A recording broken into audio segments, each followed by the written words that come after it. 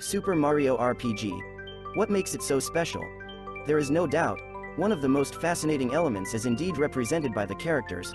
For the very first time, we venture inside their feelings, emotions, and personality in a whole new level, getting to know some aspects of their lives as their journey goes on.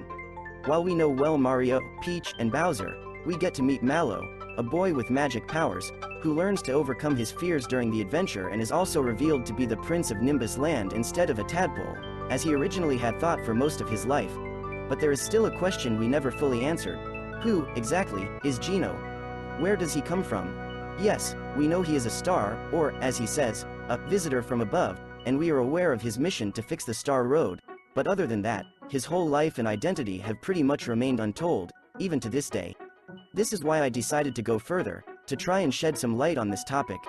After many reflections and connections with many elements of the Mario series, I think I might have enough of them to reveal something more about this brave warrior.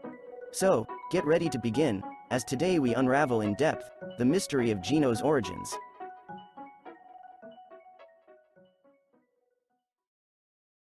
To better understand where Geno comes from, we also have to be aware of how the family tree of the various species of stars we have seen in the Mario universe actually works.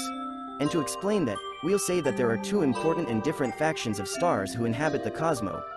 One is the Luma family, usually led by an elder chief, while the other is the Star Spirit family, of course headed by 7 wise star spirits. Despite accepting each other's stay in the immense space, the two factions rarely get in contact. However, each of them is very careful to respect the value and independence of the other, especially the Luma family, who's very careful not to cross the borders of the Star Spirits, undisputed inhabitants of Star Haven, and holders of the Star Road Zone. So, as you can quite understand, Lumas and Star Spirits have very different roles that can yet be complementary. While the Lumas don't have a fixed homeland, and prefer to travel more, to watch over the justice of planets in the cosmos, the Star Spirits are more sedentary and stable, with the one and only task to make sure that wishes from good and honest people are granted. In all of this, though, the question is, how was Geno born? Who or what made him come to life? Well, the answer is simple but also a bit more complicated than you'd expect. In fact, Geno is part of a very particular starry species. And since the creatures we are talking about are stars, Geno included, this indicates that where they come from is none other than one place, a nebula. And more precisely a nebula located nearby Star Road, in the territory of the Star Spirits. With this assumption, consequently, we may have found the true connection between Geno and the Lumas. But how? To think of it, Lumas are well known for their ability to turn into planets, galaxies and comets, so it wouldn't be new at all for them to become nebulae once they're ready to do so.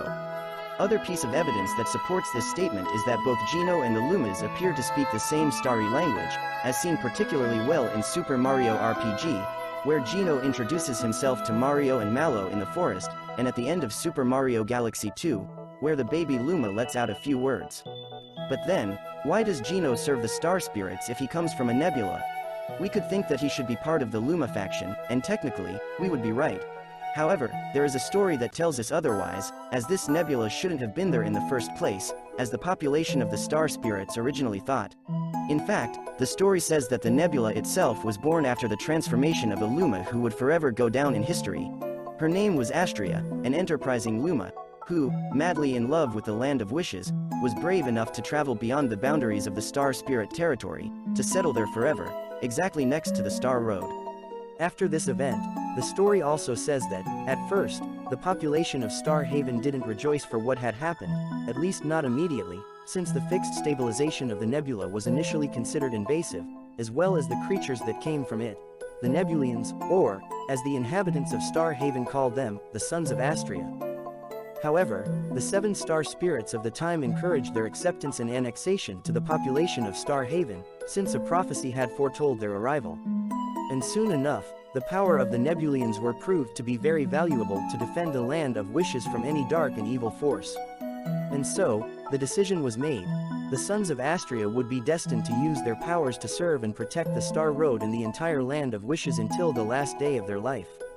Although the Lumas had learned about the incident, they uttered no word against the decision of the Star Spirits, since the nebula had settled in their territory.